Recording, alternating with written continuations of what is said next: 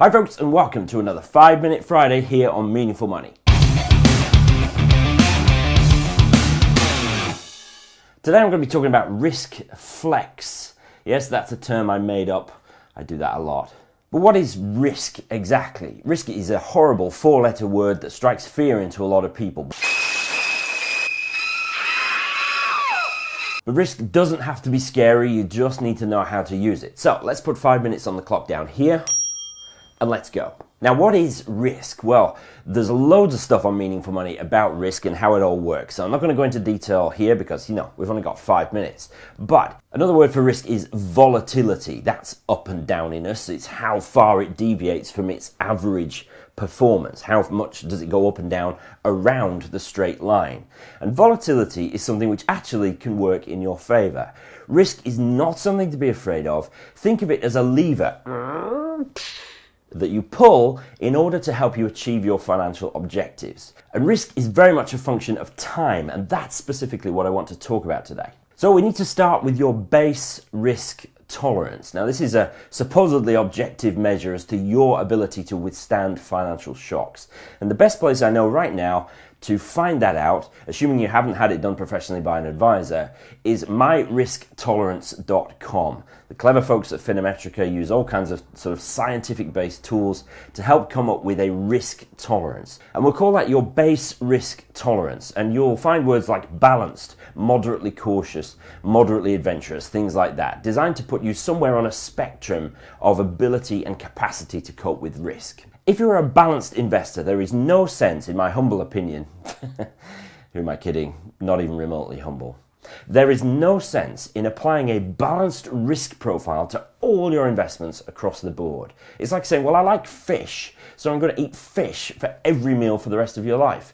Variety is the spice of life, right? So if you're a balanced investor, we need to apply that as a kind of a default position, but then think a little bit wider than that in the holistic context of your finances. It makes no sense to apply the same risk profile or the same asset allocation to a 5-year long investment than it does to a 25-year long investment. It's just a nonsense. Remember, if risk is a function of time, then the longer you invest for, the more risk you probably can take. What do we mean by more risk? Well, usually more risk means more equity, a higher content of shares in your portfolio. And shares, remember, tiny slices of a company. What you're investing in when you invest in shares is the economy. It's capitalism, baby. Oh, groovy, smashing, yay, capitalism. Hello. Hello.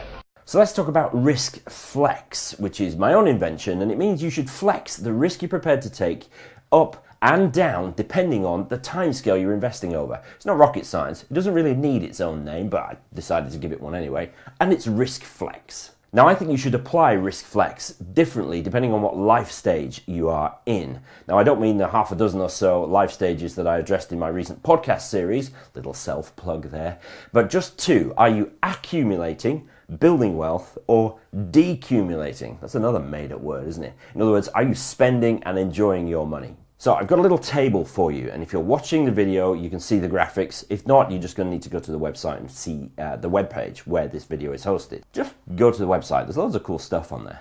So let's talk about accumulation first, building wealth. My suggestion to you, and these are only a starting point, okay? It's just a rule of thumb. Use your own sense to overlay onto this, but this is a general rule of thumb that I use.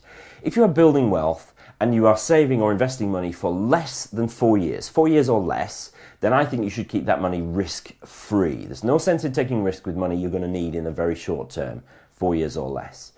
4 to 5 years, I think you should start with your risk profile and knock it down a notch. So let's say you are balanced. If you're investing for 4 to 5 years, I would maybe invest, but perhaps on a moderately cautious basis.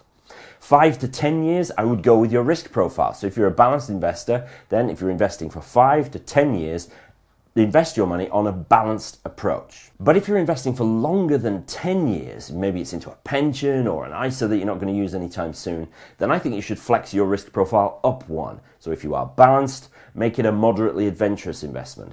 If you are a moderately adventurous investor, make it an adventurous investment. If you're a moderately cautious investor, make it a balanced investment. Just flex your risk up one for 10 years or more. Okay, let's talk about decumulation, enjoying and spending your money. Well, it's different here. Even though it seems counterintuitive, there is a really strong argument that you should take more risk than you think in your retirement, because you're probably not going to earn anymore, so you need to work the money you've got much harder. So for money you're going to use in the next 2 years, I would keep that risk-free. Keep it in cash where you can get at it. 2 to 4 years, I would take your risk profile -1. Balanced becomes moderately cautious. Moderately adventurous becomes balanced. You get the picture by now. Money you're going to need between 4 and 8 years, I would go with your risk profile. 8 years plus, risk profile +1. And probably you're going to identify some money that you'll never need. That's part of the financial planning process. A good advisor can help you there. Well, you decide. You might want to keep all that money entirely in cash, 100% safe. The counter argument to that is that you might want to take a really aggressive investment approach with it. Because it's money you're not going to need, why not just grow it for your kids or the charities you're going to leave the money to? But hopefully you get the idea. You nudge or you flex the risk up or down depending on the timescale you're investing. Again, it's a rule of thumb. Take it as it is and apply your own sense onto it. And if in any doubt at all, seek an advisor. I wonder if this is less than 5 minutes, because I went wildly over last week for the first one, but you know what? I don't really care. Thank you so much for watching. I'll see you for next week's 5 Minute Friday.